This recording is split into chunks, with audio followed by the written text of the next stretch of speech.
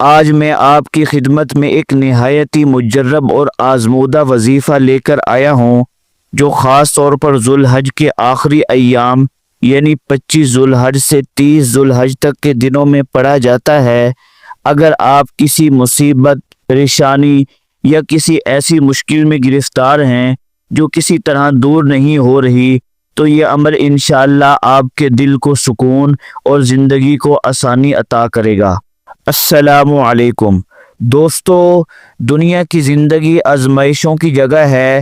اللہ تعالیٰ قرآن پاک میں ارشاد فرماتے ہیں، کیا لوگ یہ گمان کرتے ہیں کہ وہ صرف اتنا کہہ دینے پر چھوڑ دیے جائیں گے کہ ہم ایمان لائے اور ان کی آزمائش نہ کی جائے؟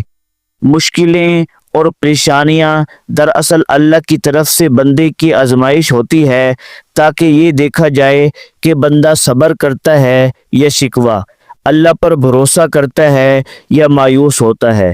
کبھی کبھی مصیبتیں ہمارے گناہوں کا کفارہ بن جاتی ہیں، کبھی وہ ہمارے درجات کی بلندی کا ذریعہ بنتی ہیں، اور کبھی اللہ ہمیں اپنے قریب کرنا چاہتا ہے، اس لیے مشکلیں دیتا ہے تاکہ ہم اس کی طرف رجوع کریں، گر گڑائیں اور اپنی غلطیوں پر نادم ہوں۔ ناظرین، ذو الحج کا مہینہ بڑی برکتوں والا، رحمتوں والا ہوتا ہے۔ اگر ہم اس میں کوئی عمل کریں گے تو انشاءاللہ وہ ضرور قبول ہوگا۔ اب میں آپ کو وظیفے کا مکمل طریقہ کار بتاتا ہوں۔ یہ وظیفہ 25 ذو الحج سے لے کر 30 ذو الحج تک پڑھا جا سکتا ہے۔ ان دنوں میں روزانہ فجر کی نماز کے بعد اس وظیفے کو کیا جائے۔ یہ عمل بہت آسان ہے اور اس کا اثر نہایت ہی عجیب و غریب ہے۔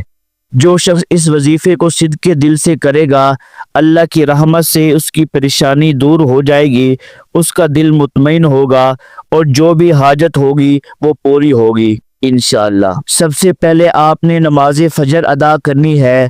پوری توجہ اور دل جمی کے ساتھ نماز پڑھیں۔ اس کے بعد آپ نے قرآن پاک کی تلاوت کرنی ہے۔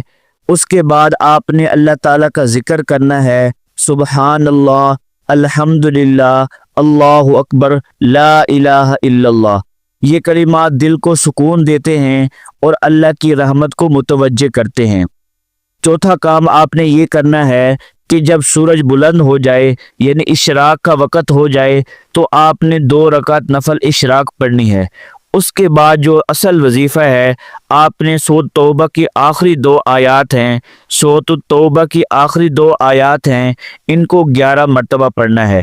وہ آیات یہ ہیں، لَقَدْ جَاءَكُمْ رَسُولٌ مِّنْ أَنفُسِكُمْ عَزِيزٌ عَلَيْهِ مَا عَنِتُّمْ حَرِيصٌ عَلَيْكُمْ بِالْمُؤْمِنِينَ رَءُوفٌ رَحِيمٌ فَإِن تَوَلَّوْا فَقُلْ حَسْبِيَ اللَّهُ لَا إِلَٰهَ إِلَّا هُوَ عَلَيْهِ تَوَكَّلْتُ وَهُوَ رَبُّ الْعَرْشِ الْعَظِيمِ۔ یعنی آپ نے یہ وظیفہ فجر کی نماز پڑھنے کے بعد آپ نے 11 مرتبہ ان آیات کو پڑھنا ہے، اور یہ وظیفہ آپ 25 ذو الحج سے لے کر 30 ذو الحج تک کے دنوں میں کر سکتے ہیں۔ آخر میں پھر آپ نے اللہ کے حضور سجدے میں گر جائیں، اپنی پریشانیاں، اپنی حاجات، اپنی تکلیفیں اللہ سے کہیں، دل کھول کر دعا کیجئے، اللہ سے امن اور عافیت مانگیں، کیونکہ جو بندہ اللہ کی طرف رجوع کرتا ہے اللہ اس کی دعائیں سنتا ہے۔ اللہ تعالیٰ قرآن پاک میں ارشاد فرماتے ہیں کہ مجھ سے دعا کرو میں قبول کروں گا۔ یقین رکھیں چند دنوں میں اللہ آپ کے دل کو سکون عطا فرمائے گا اور جو مصیبت ہے وہ دور ہو جائے گی، جو حاجت ہے وہ پوری ہوگی۔ بعض اوقات شیطان ہمیں مایوس کرتا ہے کہ اتنے دن ہو گئے کچھ نہیں ہوا، ایسے میں شیطان کے دھوکے میں نہ آئے، اللہ پر بھروسہ رکھیں، دعا مانگتے رہیں، انشاءاللہ کامیابی آپ کی ہوگی۔ چلیے آخر میں آپ کے لیے اور اپنے لیے دعا کرتا ہوں۔ یا اللہ ہم سب کی پریشانیاں دور فرما۔ یا اللہ جو بھائی بہن اس وظیفے کو کریں اس کی دل کی حاجت پوری فرما۔ یا اللہ ہمارے گناہوں کو معاف فرما، ہمیں اپنے قریب فرما۔